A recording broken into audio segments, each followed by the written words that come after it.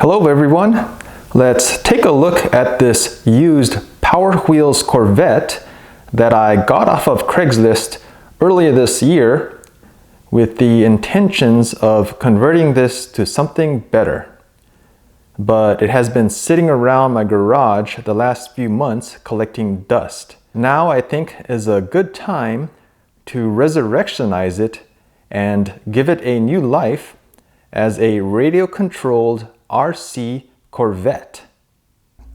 And I'll leave more information in the description of all the major components that I used for this build. So as far as electronics and associated hardware, these are the items that I'll be using to convert the Corvette to RC. I have here, looks like the Ghoul RC 3-channel transmitter and receiver. And for the electronic speed controller, I'm using the Quick Run 880. And I actually ordered the programming board for this unit. The 860 has jumpers and this doesn't. You have to use the programmer card to make any changes to the settings. And this is the linear actuator control board, the LAC board, that'll be used to control the linear actuator. And I bought this little enclosure for the board. And then I also have some servo extensions, which I may not be using. And then I have some male blade connectors that I might use on the existing connectors on the Corvette. This is the linear actuator that I will be using to steer the Corvette, and it's a Progressive Automations linear actuator, and it has a 2-inch stroke. And you want to make sure that you get a linear actuator that has a feedback potentiometer. That way you can use this as a servo. And one way to tell that it has a feedback potentiometer is that in addition to the black and red power leads, you have the other, looks like 3 wires for the feedback potentiometer. And just a side note, this linear actuator came with some brackets and pins to go at the ends. And if you notice, for example, here's the pin that came with the linear actuator and brackets. It doesn't fit the linear actuator, which is kind of lame. I mean, it fits the bracket, right? But not the actual hole in the linear actuator. And what I've already done is I've bored out this end so it'll accommodate the pin like that. And I'll show you what I was thinking in regards to how I'll mount this onto the Corvette. And I think the best method is to do it this way.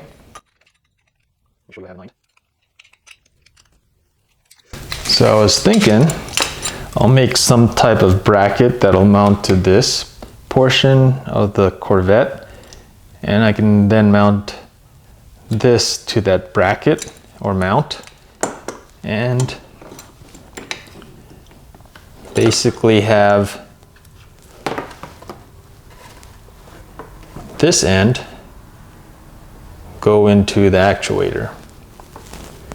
Let me focus in. So right now I have the linear actuator retracted, but once it's extended,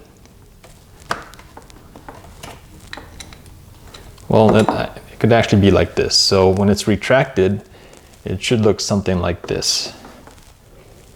And I'll drill out this existing shaft or pin and maybe use a bolt, an extended bolt, so it'll go through the steering bracket and also the actuator.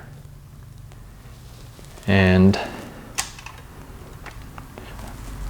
when it extends 2 inches, there should be enough movement to make a full turn in the opposite direction. So I found a piece of existing scrap aluminum that I had that I think I can repurpose for the mount bracket for this linear actuator. So what I have in mind is to use these existing holes by mounting it like that, and I'll drill another hole in this bracket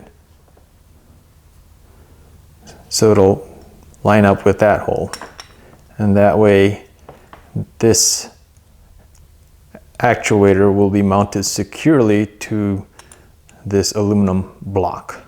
Then I will mount this entire assembly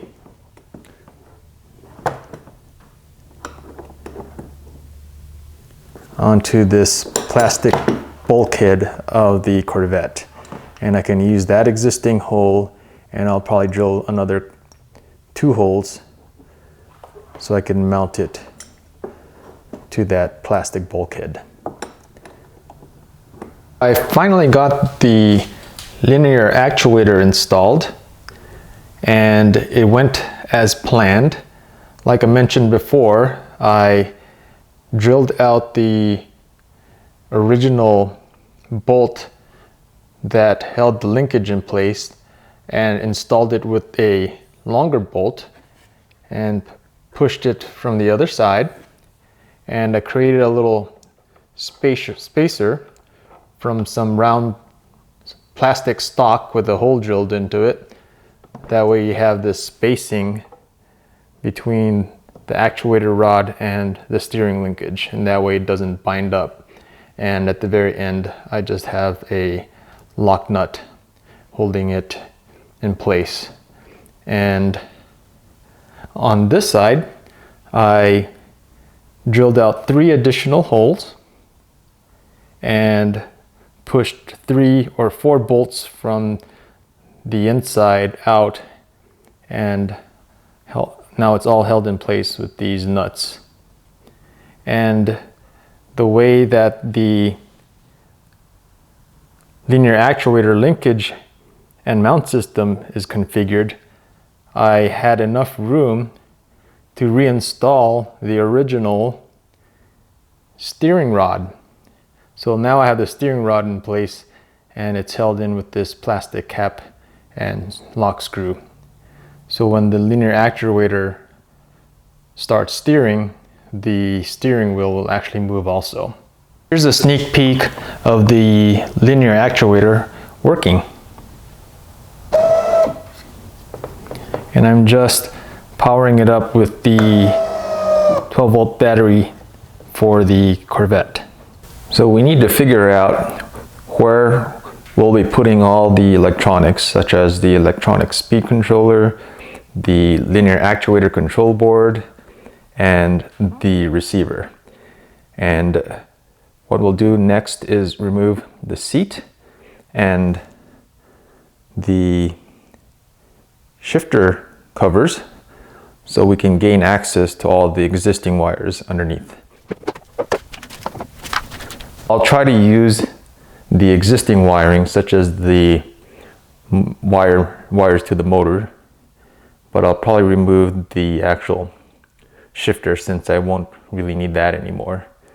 And I'm not sure if you can see, but there's a channel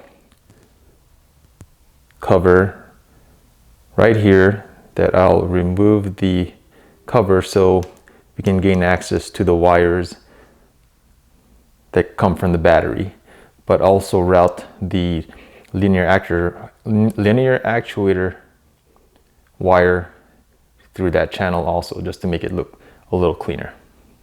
So I removed the windshield slash window trim, which were held in place by a few screws, so it was pretty easy to remove.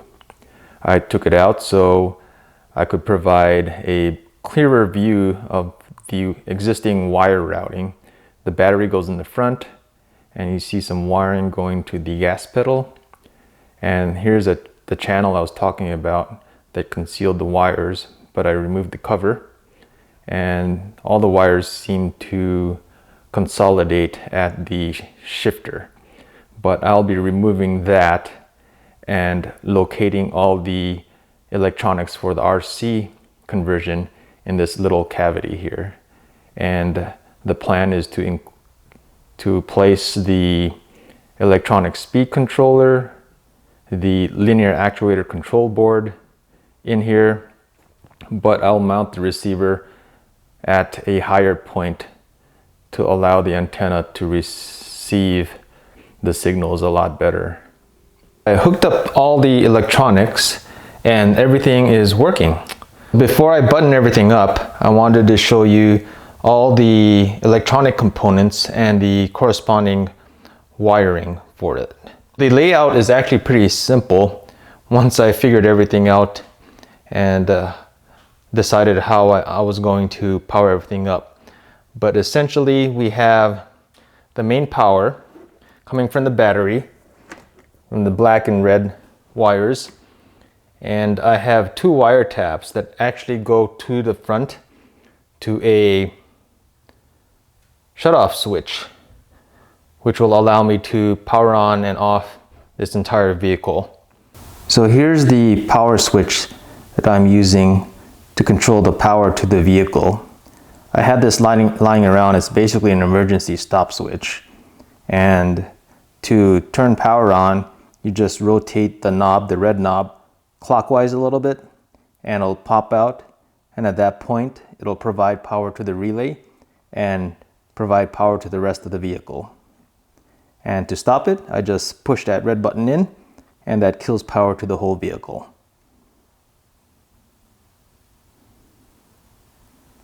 And it's basically taking the spot where the gas pedal was. And I'm using a 4-pin single pole, single throw relay to control the power to the electronic components. So once I activate the main power switch, it will energize the relay and power will be routed to this Y connector. And I have two electronic components that need power. It will be the electronic speed controller and the linear actuator control board, or the LAC board. And again, once we turn power on, the relay gets energized and turns power on and routes it to the ESC and the linear actuator control board. And here we have the receiver. And initially I mentioned I was going to use a 3-channel receiver, but I found a good deal on Craigslist for a cheap 6-channel receiver and transmitter, so I decided to go with this instead. And I have a little surprise a little later once I put everything back together, and I'll show you what I'll be using 2 other channels to go along with this vehicle. But the cool thing is the receiver is powered by the electronic speed controller. So let's talk about the linear actuator control board. So I purchased an enclosure for about $3 at an electronics store, and I used double-sided foam tape to mount the LAC board into the enclosure. And I drilled a hole on the side and placed a grommet to prevent the wires from chafing against the side. And also, I found the corresponding connector that plugs into the linear actuator's connector, which is the white connector right here. So this goes to the linear actuator at the front of the vehicle, and this connector and associated cabling wires I purchased online, and you can use a PCIe extension cable, and the end that has the male pins will plug directly into the actuator's connector, like so. And I just cut off the ends, or cut off this connector, and if you look right here, it goes into the enclosure and into the connector for the linear actuator. So here's a couple tips regarding the wiring. Do not trust the instructions, or at least do not trust the colored wiring and labeling in the instructions. For instance, in the instructions for the lac board, it shows the blue wire on top and the white wire on the bottom. And I found out that if I did it this way, and if I turned power on, the steering would automatically go in one direction. And the instructions also say, if that happens, to switch the white and blue wires, which is the first and last wires. And the same thing happened. I turned on power, and the linear actuator was turned on, and it drove in the other direction.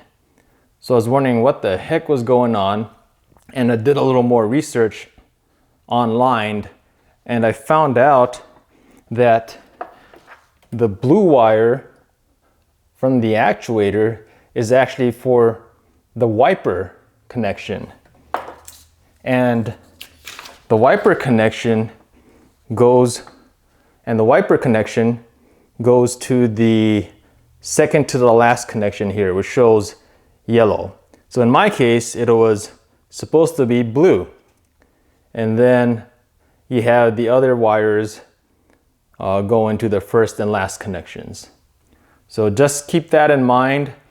If you make your connections and turn on power, if the actuator drives to one end, whether it's all the way in or out, and if you tried switching the wires and turning power back on, and it does the same thing but in the other direction, then you may have your wiper wire mixed up.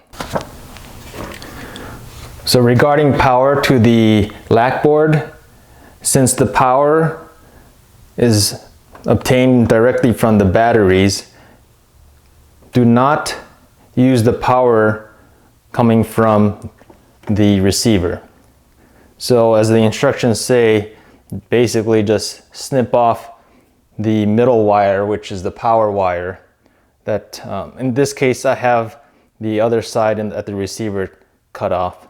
So that way you don't have power coming in from the battery and from the receiver. And the instructions say that a lot of current will start flowing and might fry something if you leave power connected from the receiver. So make sure you have that disconnected when you connect your receiver cable. So let me tell you how I'm going to place everything once I button everything up. If you notice, I have a quick disconnect connector on the lac board, and I also have these quick disconnects here. And the reason is I want to mount the electronics, the lac board, the electronic speed controller, and the receiver onto the back of the seat. I want the receiver to be at the highest point, and if I put this on the back of the seat, I need to place the other components close by, and I felt that using the seat as a mounting place would be the best option. So just FYI, this shifter here, I just put it back. It's non-functional. I just wanted to have that in place so it just covers up the hole there. So here's the cover for the enclosure that's holding the lack board.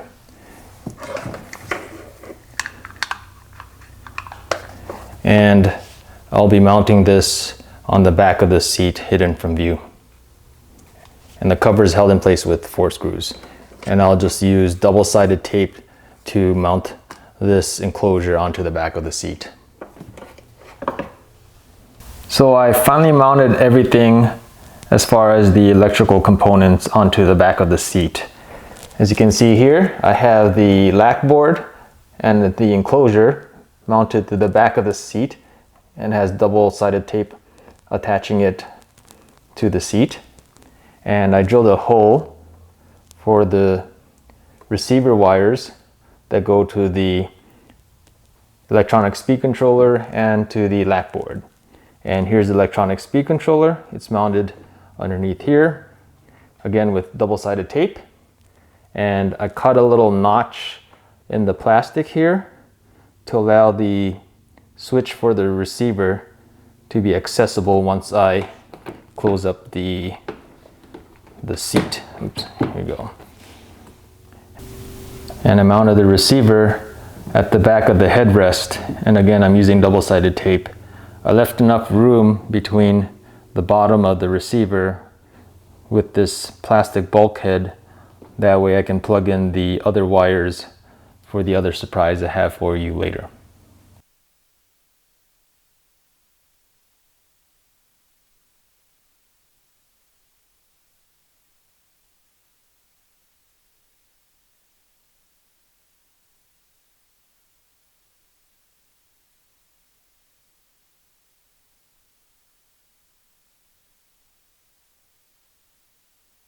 All right, everyone, here's the moment we've been waiting for. It's the grand reveal of the RC conversion of the Power Wheels Corvette. I have buttoned up everything and everything seems to work. And remember earlier I mentioned that I switched over to a 6-channel radio because I wanted to utilize the other channels. Well, there's a reason why I added more channels. And here is the surprise that I am going to reveal. 2 more channels are going to be used for, drumroll please, ta-da! Yes, it's Mario. I added Mario as the official driver for my RC Corvette. I got him on Craigslist also, and I modified him so that one channel turns the head and the other channel waves his left arm. And I connected his right arm to the steering wheel of the Corvette. So whenever the car turns and the steering wheel turns, it'll move his arm also. So let me give you a tour of what I've got. Meet Mario, our Corvette driver. And as you can see, his right fist is zip tied to the car's steering wheel. So whenever the steering wheel moves, his arm will move along with it. And I have his left arm attached to a servo inside his body. I basically gutted his body out and stuck one servo inside to control his left arm, and you can hear it probably, the gears turning, and his head is also attached to a servo. Barely see it underneath, but as you can see, it spins fairly freely. I do have an issue though. Whenever I hook up the Mario servos to the radio, whenever the vehicle is powered on and the radio is powered on, his head twitches really fast. It looks like he's high on caffeine, and I can't really figure it out. At first I thought it was related to interference, as far as radio interference, so I put a ferrite core in the servo lines at the back, and that didn't make any difference. I disconnected the servo to his arm and just left his head servo connected, but it still jittered. I'm thinking that because there is no load on this servo, that the servo gets into a feedback error loop and constantly tries to correct its position, and it just jitters. So I think I'll just leave it like that because it looks pretty weird and cool when it's driving around and his head is just shaking. But as you can see, the wires for Mario are coming from its back, and then it just goes around and into our 6-channel radio. So this is the high on caffeine Mario jitter I was talking about. Whenever I power up the Corvette and the receiver powers up, it causes his head to shake. And I can still point it, either left or right or straight forward, but it's constantly shaking. And I think I'll leave it like that because it's almost comical.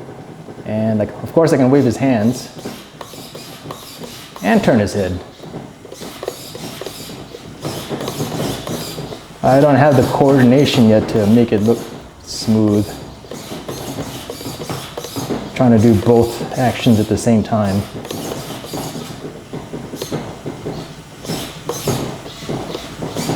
And if I turn the steering wheel, you can see his hands also turn. Oops, probably running the camera. Gotta be careful. But let's watch this thing drive around for a little bit. I'll do a quick demo, and then I'll release the video shortly with this running outside. We'll do an appropriate test run. We'll get Mario geared up and ready to race, or at least test drive this vehicle outdoors and see how it handles. But for now, you'll just see it run around in my garage.